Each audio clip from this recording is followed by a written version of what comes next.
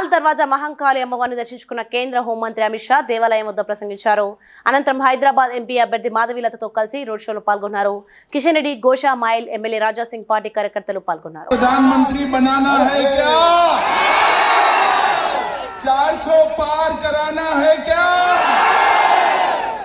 400 पार तो कराना है, मगर 400 में से एक कमल इस बार हैदराबाद से भी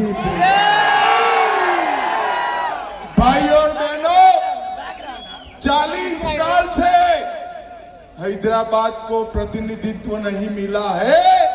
40 साल से रजाकार के प्रतिनिधि वहां जाकर बैठे.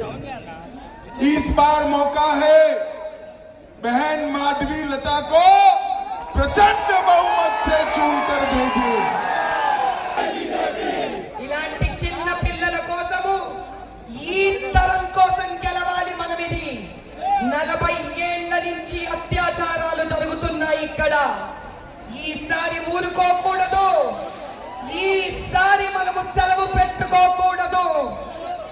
మనలోని ప్రతి ఆవేశము ఒక ఓటు కింద మారి. Please like and share, subscribe to BCN Telugu News. Please like, share and subscribe to BCN Telugu News.